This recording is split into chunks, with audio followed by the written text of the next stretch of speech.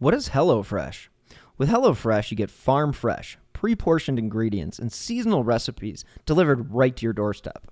Skip the trips to the grocery store and count on HelloFresh to make home cooking easy, fun, and affordable.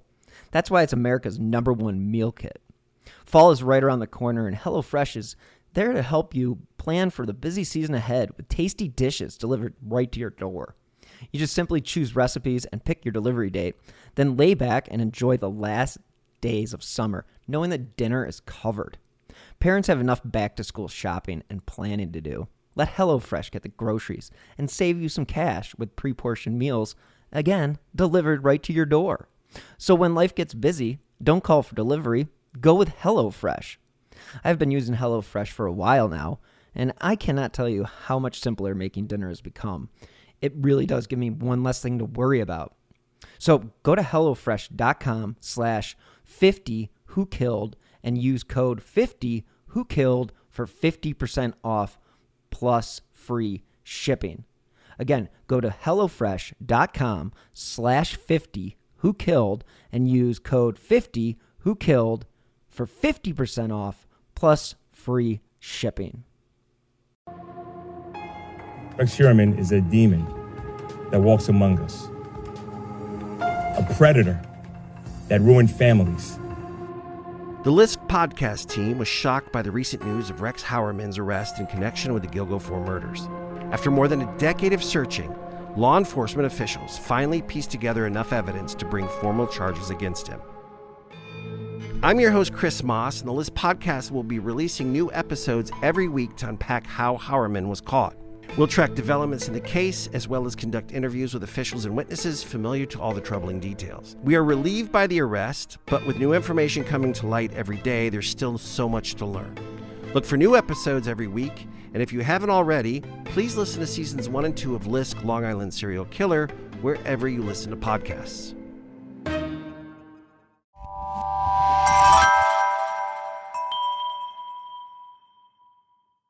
Slow Burn Media and Evergreen Podcast presents Who Killed, a podcast that provides a voice for the voiceless. Hello and welcome to this special, unfortunate episode of Who Killed. I'm your host, Bill Huffman, and this is a Slow Burn Media, Evergreen Podcasts, and Killer Podcasts production. Unfortunately, last weekend we saw another mass shooting, hate crime related, in Jacksonville, Florida. These are becoming all too common as the insidiousness continues to spread on social media, cable news, and many, many other outlets. You had the Walmart murders in El Paso, where a Texas man killed 23 people and injured 22 more. Then the Tree of Life synagogue shooting in Pittsburgh, where a 46-year-old truck driver shot and killed 11 people and wounded 6. Back in Florida, you had the Pulse nightclub shooting, which killed an astonishing 49 people and wounded 53 before police shot and killed the suspect after a 3-hour standoff. In May of 2022, you had an 18-year-old man who killed 10 black people at a Tops Friendly Markets grocery store in western New York. The gunman wrote a 180-page manifesto on racial purity before driving more than 240 miles to Buffalo, a place where he expected to find black people, according to police. While many of these crimes I have highlighted have occurred in Florida, the problems are everywhere. In this particular episode, Jacksonville Sheriff T.K. Waters told a news conference that the attack that left 2 men and 1 woman dead was definitely racially motivated. Quote, "He hated black people," Waters said after reviewing the man's writings, which were sent to federal law enforcement officials and at least 1 media outlet. And this was shortly before the attack.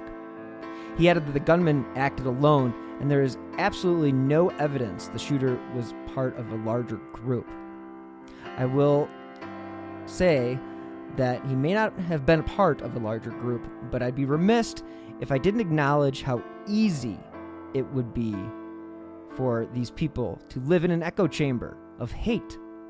These are sites, and there are special sites, that literally thrive on spreading propaganda and now we are seeing the results.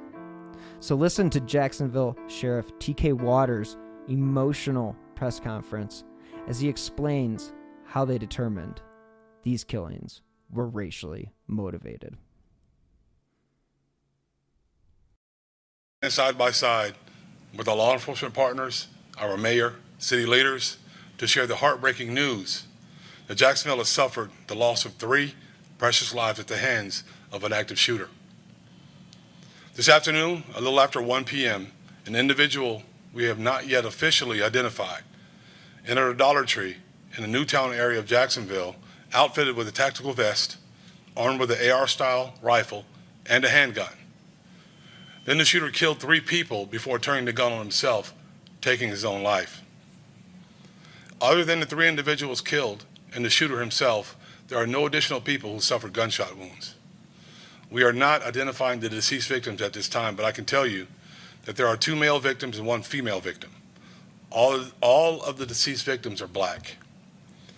Multiple units from the Jacksonville Sheriff's Office responded to this active shooter scene, as did members of Jacksonville Fire Rescue, our mayor, and city leaders. We are still in the very early stages of this investigation, so there's a lot of information that we don't know at this time. I will share with you the information that I have been able to verify. The shooter was believed to have resided in Clay County with his parents. He was involved in a 2016 domestic call in Clay County with no arrest. In 2017, he did have a Baker Act. We know that at 11:39 a.m. today, Sheriff Cook gave us information that he left Clay County, headed to Jacksonville. At 1:18 p.m., he texted his father and told his father to check his computer. At 1:53 p.m., the shooter's family members called the Clay County Sheriff's Office. By that time, he had already began shooting in Jacksonville. The Clay County Sheriff's Office, who has been assisting our agency with this investigation, received information after the shooting that the shooter had authored several manifestos, one to his parents, one to the media, and one to federal agents. Portions of these manifestos detailed the shooter's disgusting ideology of hate. Plainly put, this shooting was racially motivated, and he hated black people. He wanted to kill niggers. That's the one and only time I'll use that word. I want to be very clear that there is absolutely no evidence that the shooter is part of any large group. We know that he acted completely alone. If you take a look at the images on the screen, you'll be able to see what he utilized. The weapons that the shooter used today are a Glock and an AR-15 style rifle. This is a dark day in Jacksonville's history. Any loss of life is tragic, but the hate that motivated the shooter's killing spree adds an additional layer of heartbreak. There's no place for hate in our community, and this is not Jacksonville. As a member of this Jacksonville community, I am sickened by this cowardly shooter's personal ideology of hate. Homicide detectives are actively investigating this tragedy, and despite the fact that the shooter is dead, they will continue to investigate this until we have a complete understanding of what happened and even why he did it. Our Jacksonville community collectively cries tonight. To the victims and victims' families, our thoughts and prayers are with you now and will remain with you. Please know that in the face of this tragedy, this agency and our city stands with you. We stand united and resolved in our commitment to accountability. We stand united with each other. Those who have personally suffered loss and those who have been touched by this tragedy, we are with you. We stand united and resolved against all forms of hate. And at this time, I'll take any questions that I can. Sheriff Waters, does the Sheriff's Office consider this a mass shooting, and why or why not? Yes, it's a mass shooting, it's an active shooting, whatever you want to label it. It's a shooting that should not have happened under any circumstances. I don't think names of the shooting really matter. What matters is 3 people lost their life today. Sheriff, there are reports that the suspect may have been seen on Evergreen University at first and then made his way down the road. Can you confirm that? Was the plan to maybe start to go there? I can't tell you what his mindset was while he was there, but he did go there, and he did put his vest on and a mask on, and then went directly to Dollar General. Sheriff, did Edward Waters University catch the incident on their cameras? That's still part of our investigative process. How does the community, the Sheriff's Office, everything that you see side by side, how do you go about healing that process to know that those type of ideologies still exist today? And you said it's not Jacksonville, but I mean, obviously, if there's an affiliation there with Clay in the metro area, there's still people who have those thoughts. Well, you see us standing here together, right? So none of that, that's an outlier. That doesn't represent who we are as a city and who we are as a people, right? Our mayor's here, our political leaders from all over the city are here, and it shows where we stand and how we believe as a community. You know, politics aside, none of that matters. What matters is who we are as a community. We stand together as a community. We live together as a community. We fight together as a community. And when someone comes into our city and does this, we're not going to stand for it, and we don't accept it. So we're always going to fight against it. Mayor, you were out at the scene. Your thoughts about this as you stood among the community? I'm gonna take this off, Sheriff, because they're not gonna see me behind there. I'm sorry, Dan. You were out at the scene. Your thoughts about how the community is dealing with this, your reaction to what has hit this community again? Well, I'm heartbroken, obviously. This is a community that has suffered again and again. So many times, this is where we end up. And there were so many people out today, obviously grieving, upset. It's just something that should not and must not continue to happen in our community. It's too often the same folks. And this type of hate, you know, this type of, you see the swastikas on the gun. We must do everything that we can.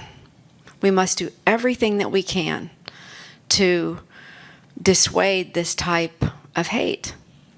And so, I can't even begin to tell you how frustrating this is for all of us, because we've seen it too much. We've seen it too much. And this, as you know, was the anniversary of when we had the shooting at the landing. And I believe that was also indicated in the manifesto that he was aware of that, and perhaps chose this date in alignment with that. So there's a lot here. But as the sheriff said, this was a hate-filled crime, and we just shouldn't have that kind of hate in Jacksonville. Does anyone know what the Baker Act was about back in 2017? So that's still under investigation also. And before we go any further, I want to give Sherry Onks, the SAC for our local FBI, an opportunity to address you all about a few things. Sherry. Thank you, Sheriff Waters. First, on behalf of the entire FBI, I want to express my deepest sympathies to the loved ones of those innocent souls that we lost in today's attack. No life should ever be lost to this kind of violence, and our thoughts are with the families tonight after this tragic event. Immediately upon learning about the shooting, FBI agents rushed to the scene to assist our partners at JSO. As we speak, members of our evidence response team and our investigative specialists continue to work alongside JSO to ensure every FBI resource is brought to bear to aid in this investigation. I have committed to Sheriff Waters that our assistance will continue for as long as necessary.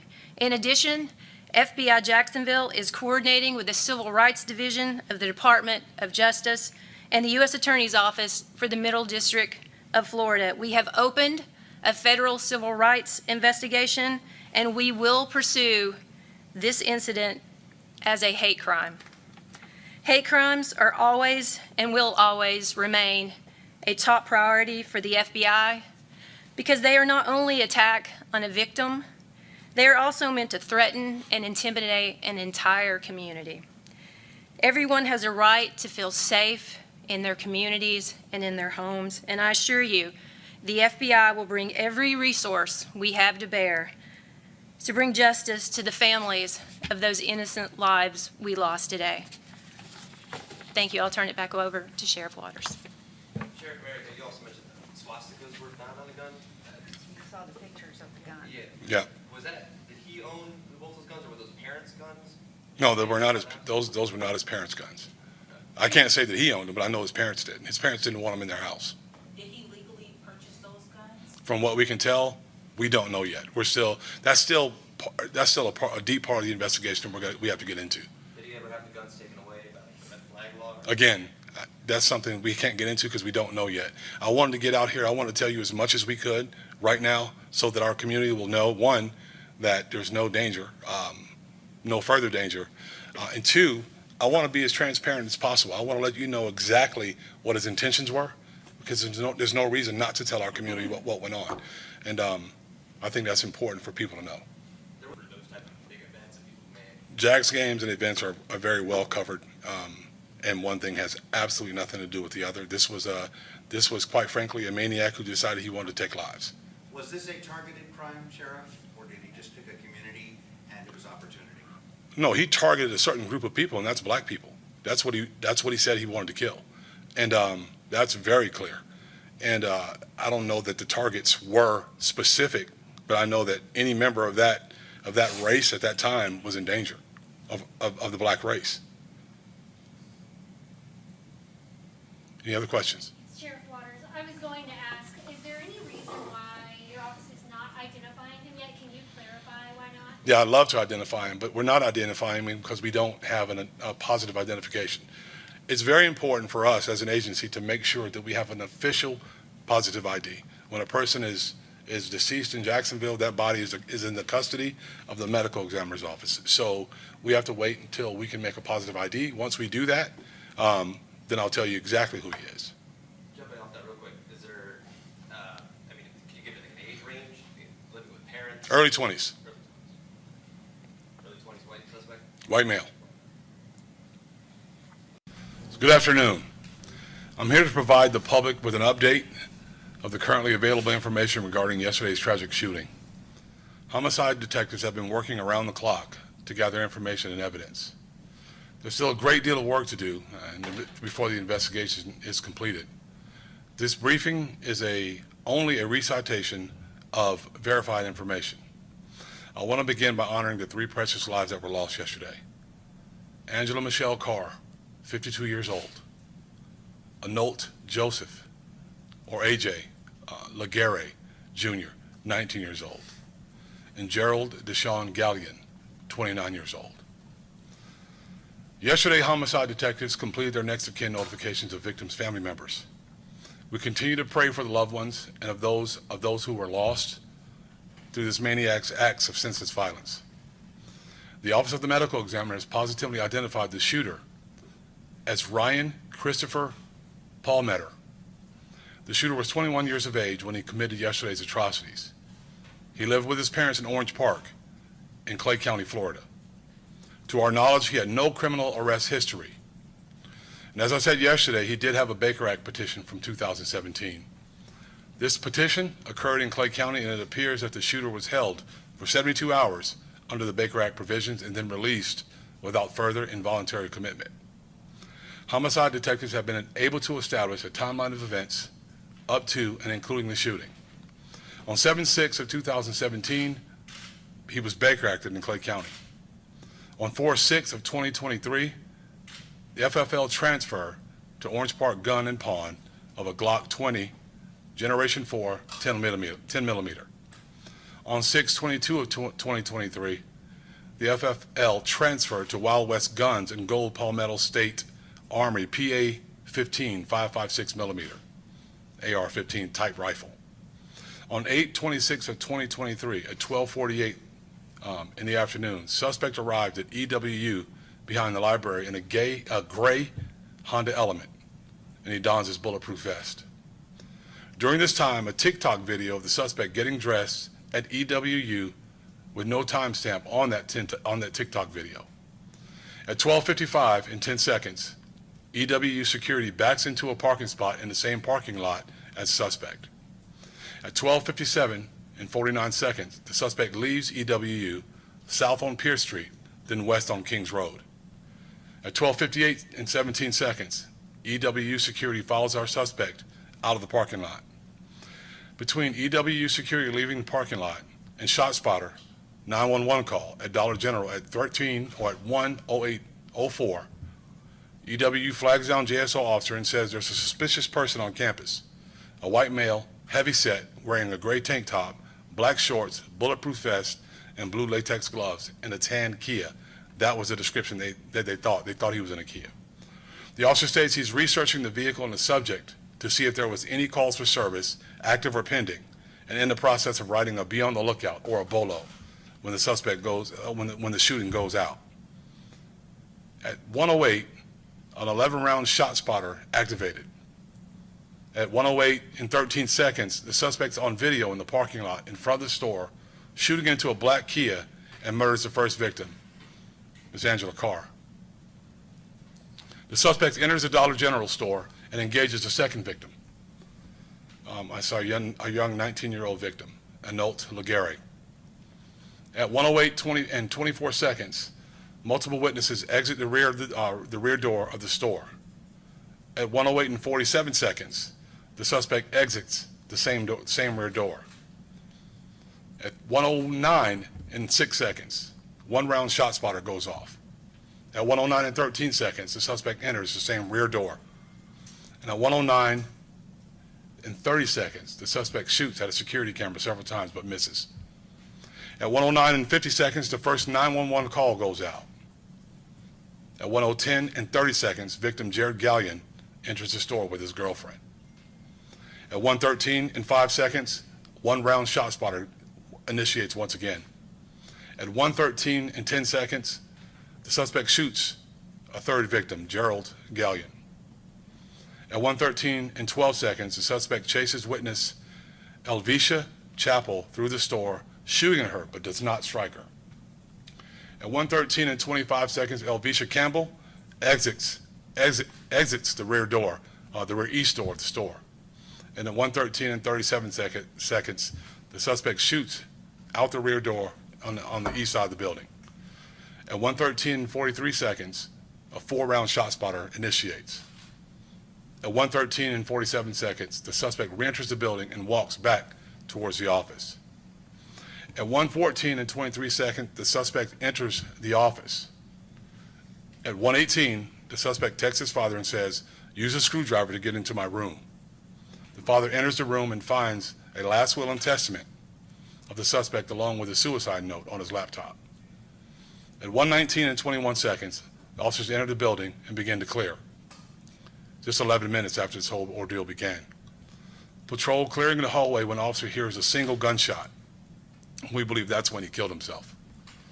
At 1:41 and 3 seconds, EWU security Marcus Williams calls to notify JSO. At 3:44 and 24 seconds, our SWAT officers confirm that the suspect's down. Homicide detectives have gathered surveillance footage, video footage from the Dollar General, which captured the shooter's rampage. I will share portions of that video right now. Again, out of respect for the victims' families, we are going to cut this video short. We will not be showing their loved ones and what happened to them inside the store. Rather, these video surveillance excerpts detail some of the shooter's movements outside and inside the Dollar General. As you'll see from the video footage, the shooter outfitted himself with a tactical vest, which he covered with a short-sleeved button-up shirt. He created a facial covering and donned gloves for his attack. This investigation is ongoing, and I will provide you with additional information as is established and verified. I want to thank our law enforcement partners for their continued support in this investigation. As our community collectively grieves this tragedy, this agency will continue to diligently investigate so that we can provide victims, families, and our community with as many answers as we can.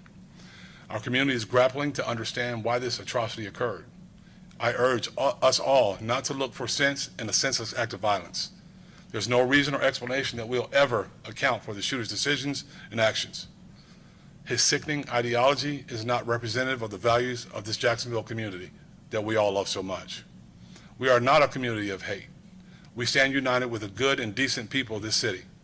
We reject this inexcusable violence, and this agency will not rest until this investigation is complete and every available avenue of accountability has been exhausted. Now, I'll be happy to answer any questions after we view this video.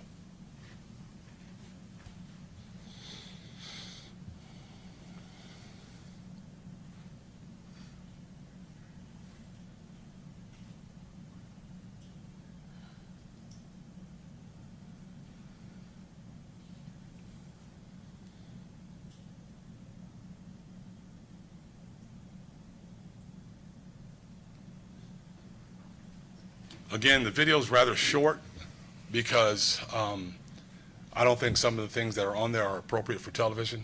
And it's not meant to entertain or be insensitive to our victims and our victims' families. So I wanted the people to be able to see exactly what happened in this situation and just how sickening it is. I'll answer any questions if I can. Yes, sir. There was talk that he was a manager at the store, worked at the Dollar General. Are you able to confirm or deny that? We have no information that he worked at that store. Sheriff, we're hearing reports from witnesses that the gunman let 2 white women out of the store without harming them before he opened fire. Have you been able to confirm anything like that? He let, from what I'm understanding from our lieutenant here, he let several people out of the store.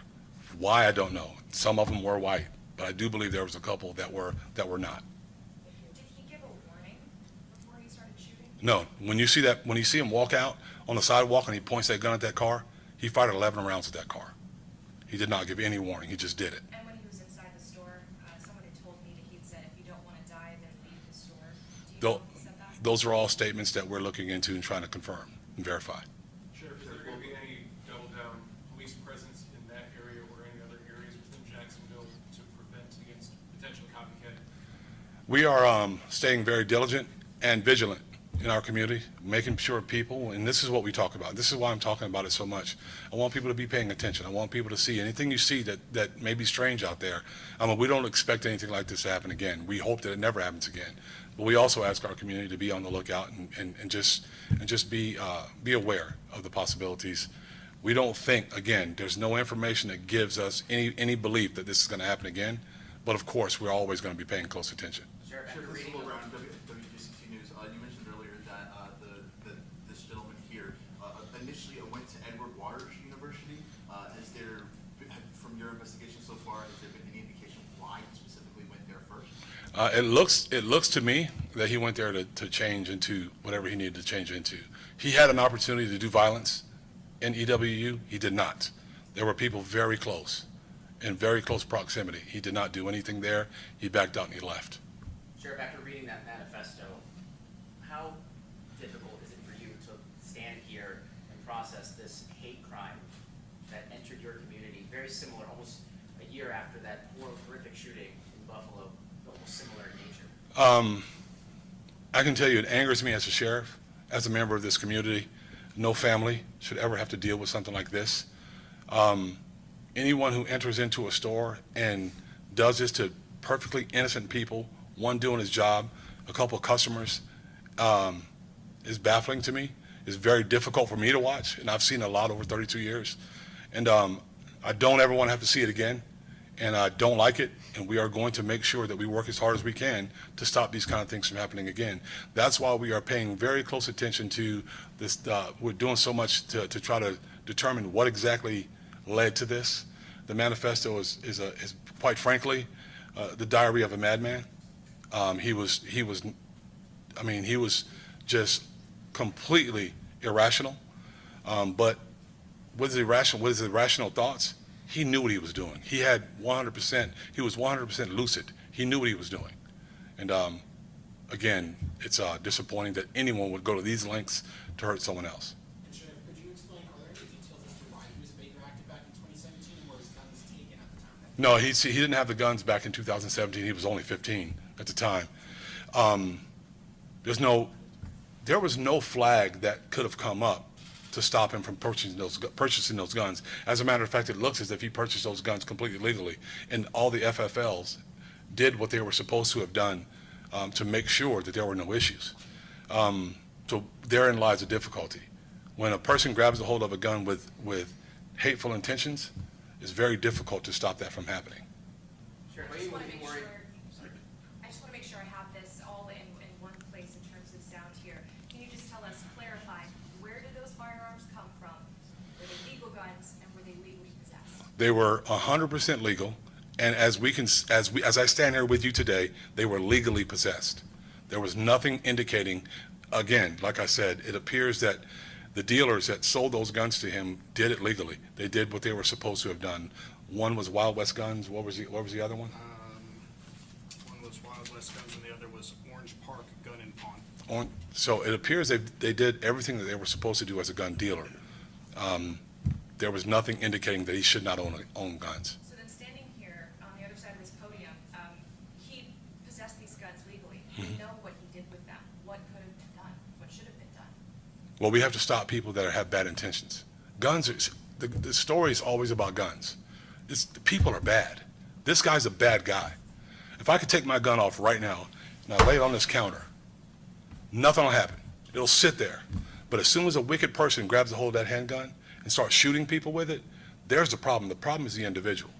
Now, guns are a tool that people use to do horrible things, but it's the individuals that wield these things. So we are working hard to try to stop that. But in this situation, in this case, there was nothing illegal about him owning the firearms. Given the racial component to this shooting, are you worried this might have implications for the community of a racial divide here locally or even nationwide? I don't think so. I don't think there's a racial divide in our city. And actually, I work along with some of the best people in the entire world. And it doesn't matter what color they are or what they look like. We are banded together as a community to fight these issues. And I don't think there's a racial issue. I know there are racial issues with some people. But as a whole, we are all standing here together because we're concerned about the same thing. Aside wicked people and evil people, what we call, what about mental illness? Given the legislation that Governor DeSantis signed a few months ago, yep. People are concerned about that anybody with mental issues, and this person seemed to have a little bit of history that was seeable. What can we do about that locally or statewide or in general? We have to do a better job of background checks. And they're doing background checks. They do exactly what they're supposed to do. But there was nothing there to indicate that he shouldn't own a firearm. Then there's something else that needs to be done. But really what needs to be done is people need to tell us when they see or they hear these things rising up in an individual. I don't know if anybody knew how he really felt. We haven't ran into him yet. We're still looking. But yeah, that's my answer to that. I mean, mental illness is there, but not everyone that's mentally ill grabs a firearm and kills people for no reason. Sheriff, 11-minute response from when things start to when things really end. What are some lessons that you early on the JSO can take from yesterday's event of racial violence that JSO can take moving forward in terms of responding to hopefully not again similar incidents? Well, we responded very quickly. The reason he went back into the store is because there was a canine officer at the door. Waiting for him, looking for him. So we responded very quickly. We have to just remain vigilant. We have to remind people to call us. If it doesn't matter what it is. If it looks weird, if it looks strange, call us, tell us so that we can respond. If it looks like he's putting on a bulletproof vest, if it looks like he's putting on gloves, you have to call us and let us know. And I appreciate the security guard at EWU flagging down a policeman and tell him about it. Well, pick up that phone, dial 911, get on the phone with the dispatcher, because we can get real-time updates and find out what's going on, and we can respond that much quicker. Those are some of the things we learn. Of course, we're learning more and more every time. Unfortunately, some of these things happen. So now we're going to study it. We're going to continue to study it. We're going to continue to work it until we find out exactly the entire history of the thing, and then we'll put some things into practice to continue to work and make sure we can respond as we did just then, yesterday. Have you had any time to look into his disposition to violence in his past with his family? Let me tell you this. There was no criminal record. Nothing. No criminal history. Nothing. He had a domestic violence call at his house with his brother. We'll handle that. So we understand how to investigate. So we're going to continue to investigate this. But what I'm telling you is, where it stands right now, there was nothing that we could have done to stop him from owning a firearm, a rifle, or a handgun. There was no red flags. All right? Thank y'all. Hey guys, thanks so much for tuning in this week.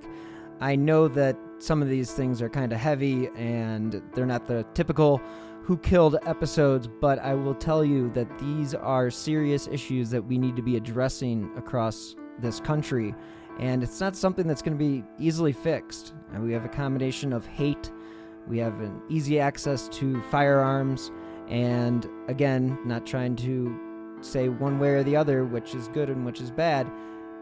The fact is, hate is wrong every day of the week.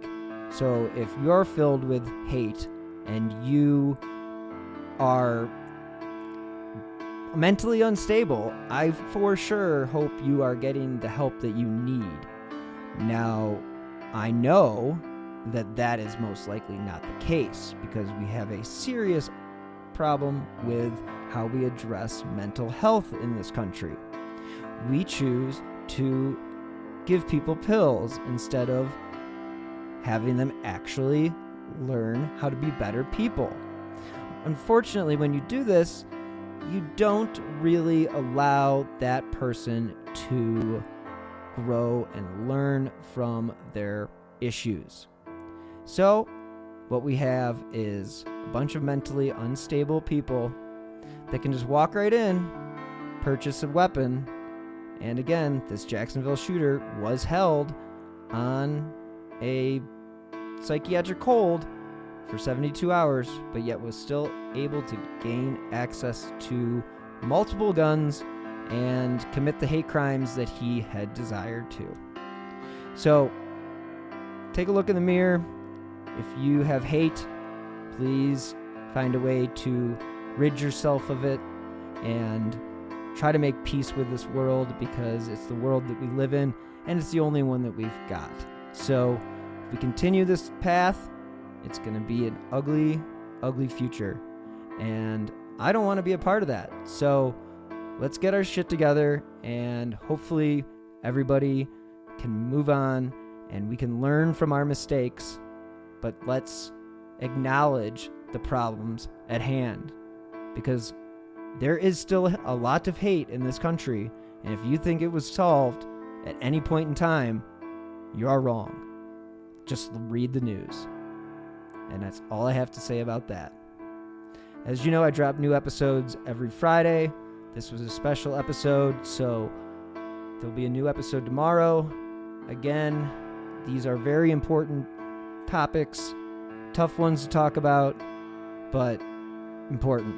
So, thanks again for listening. As you know, you can follow me on Twitter at BillHuffman3 or on Instagram at SlowBurnMedia, and that's slow_burn_media, and that's slow minus the W.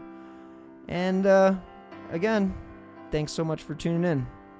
And as always, until next time, stay healthy and be safe.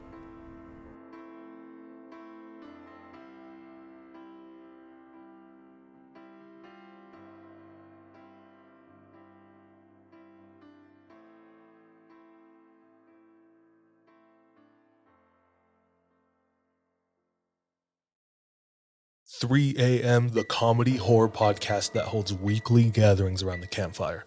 Let me tell you what you're going to get. You're going to hear stories about demonic possessions, prison stabbings, skinwalkers, glitches in the Matrix, cult leaders, missing 411, night marchers, Operation Paperclip, Mesopotamian devil worship, and so many monsters it'll give Kanye West a runaway for his money. Pop and meme culture also aren't off topic. A camp where laughs and scares are constantly competing for first place. We're just a group of friends, trying to bust each other's balls, find the best stories, and expand the circle in the process. 3 a.m., the comedy horror podcast not for the faint or fragile of heart. Let's go. Hi, podcast listeners. I'm Carol Costello, a former CNN anchor and national correspondent. This January, I'm launching a podcast about one of the first cases I ever covered as a journalist. It's one that stuck with me all of these years, the one that buried itself under my skin and stayed put. It's a true crime series about an amazing woman named Phyllis Cottle, who defied torture and death and brought a fierce rage to the quest to find her attacker. Carol Costello Presents Blind Rage is a production of Evergreen Podcasts and signature title of the Killer Podcast Network. Listen and subscribe wherever you get your podcasts. Discover more great true crime and paranormal programming at killerpodcast.com.